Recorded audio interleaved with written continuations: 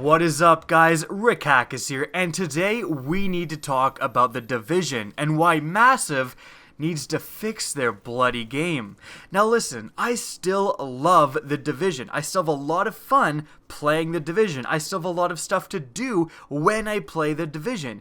But that being said, it's not a perfect game, and I feel that I owe it to you guys, I owe it to my audience to be truthful and to be honest and to bring up any legitimate grievance that I have about the game. I feel that, yes, I could just be positive all the time, but ignoring some of these important issues is just as bad as outright lying, and bringing up these issues is how they get fixed. Now, the issue we're talking about today is that The Division is just so damn glitchy. There has been so many glitches, errors, bugs, exploits, a lot of which have been fixed, but many have not even been addressed by the developers Massive. And most importantly, and almost shockingly, is Massive's opinion of the people playing their game, is of Massive's response to the people who play their game, which we're going to get to in a bit. But first off, we need to go over some of these glitches that have and still are impacting the game. Firstly, crafting backpacks can wipe your entire inventory and lock players out. This is absolutely insane. Now, Massive has said that this has been fixed for most players, meaning that some players still literally can't play that certain character just because they tried to craft a backpack. It will lock out their game. That is absolutely insane, not being able to play the game. And then, not only that, the worst part is that this fix was rather recent.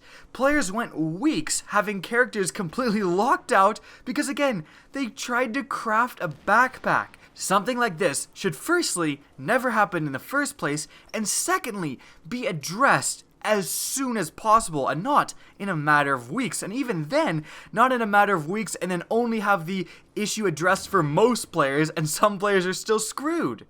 In fact, keeping on that theme of characters disappearing, when patch 1.1 actually came out and people tried to log onto their characters to play the new content, characters were getting deleted. Your entire character, 150 plus hours or whatever you had on that character, would be deleted. That is insane. Thank God there was an ability to fix this. They could actually, if you message the developers, they could actually get you your character back, but that should not happen.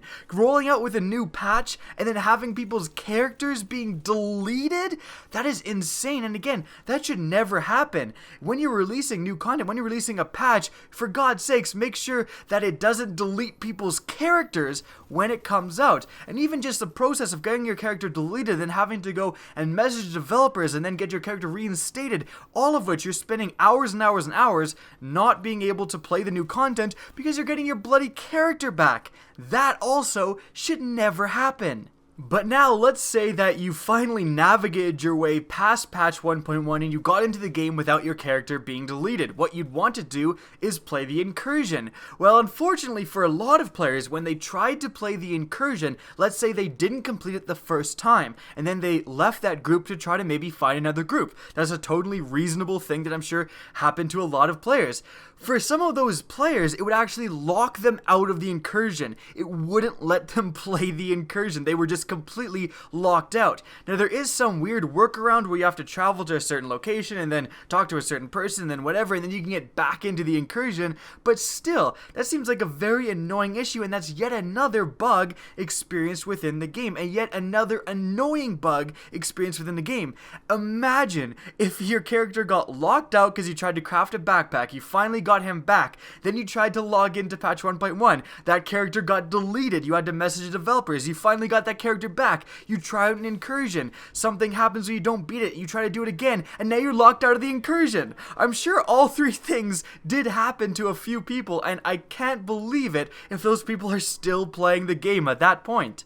Now, once you're finally in the incursion, there's even more bugs to be found. There's a million different exploits where you can glitch through walls. There's problems with awards not rewarding to you properly, like when you beat it for the first time and you're supposed to get your weekly reward. Some players just won't get their weekly reward. That absolutely sucks. And again, this is just basically icing on top of a historically glitchy game. There's been a lot of different glitches and problems within the Division, a lot of different exploits, and let's compare it actually, because it must be compared to Destiny. Now, I'm not going to, argue that one game is better than the other game. That's not the point I'm trying to make here. The point I'm trying to make is pretty clear.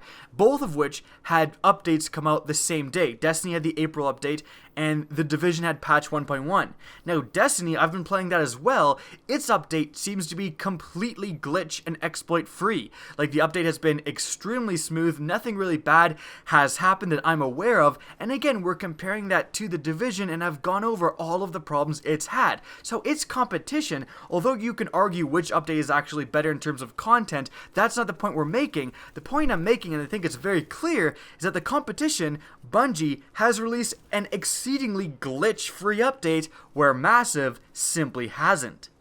Now, unfortunately, this just keeps getting worse because the developer's stance on all of these issues is not an apologetic one. They aren't saying, we're sorry for these, exploits and glitches, we're gonna fix them as soon as possible. They seem to be blaming the community, blaming you because they have a glitchy game. Right here, we see a statement from one of the community managers of the Division saying that exploits are not okay and that we need to act strongly against players using exploits. No! This is not the position you want to take as a game developer. And look, I'm not even someone who does exploits. I didn't do like any of the exploits really. Heck, I didn't even post any exploit videos about how to kill the Bullet King, about how to glitch behind walls and do all this shit. I did not post any of those because I simply did feel like exploits were a little bit wrong, and I wanted my videos to actually stand up to the test of time, not become irrelevant as soon as those exploits were glitched.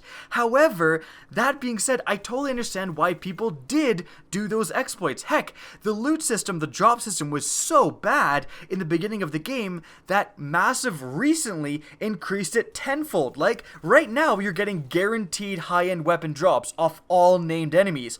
Before that point, it was anything but guaranteed, so of course people are trying to glitch the game. The drop rates were so bad that even the developers agreed and increased them incredibly. But again, the main thing is simply that this is the wrong attitude to take as a game developer.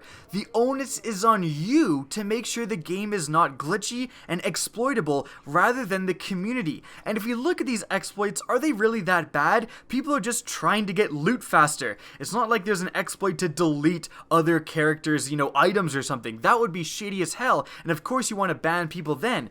But they're just doing things to get loot a little faster. This position would be a little bit more reasonable if the game in total wasn't that glitchy and there was one or two exploits and they really didn't want people doing them. That's fine. But this is not the position to take when people's characters are getting wiped and deleted and stuff. Like, this is not the position to take, is that your game is this glitchy and there's this many problems, and then to go and blame the community for exploiting. No, you should be fixing glitches first. You should be fixing the fact that characters are getting deleted and wiped and locked out well before you start blaming people for exploiting the game to get loot a little faster. Now, although most people are going to be doing those harmless PvE exploits for just trying to get more loot, there are some people doing some more serious exploits, glitching behind walls in the dark zone. That's obviously bad, but again, the onus is more on the developers fixing the game than the community not doing these exploits. Great example of this is Heroes of the Storm by Blizzard. Now, there was a character in that, I'm not really super familiar with the game, but there was a character in Heroes of the Storm that had like unlimited access to a certain spell. It was incredibly overpowered. It was basically like putting on aimbot. Like, it was just so much better than everything else. People obviously started using that in PvP, in competitive matches.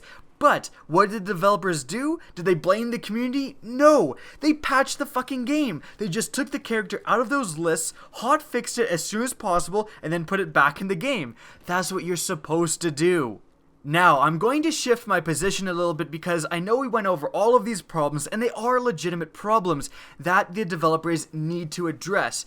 But That being said, these developers might just be completely overwhelmed by what's happening right now. They're under the gun. Ubisoft is kind of having these unrealistic expectations, possibly saying that you need to get all of this content out by these unrealistic deadlines. And so if that's happening, I do feel sorry for the developers. They just have so much on their plate. They're kind of overwhelmed by all the stuff that's going out. And I'm sure they're also just as pissed when, they put a piece of content out and then people's characters are getting deleted and they're going, oh shit, like, I can't believe this is happening. So these are legitimate problems and massive. You need to get your shit together and fix them regardless of what's going on.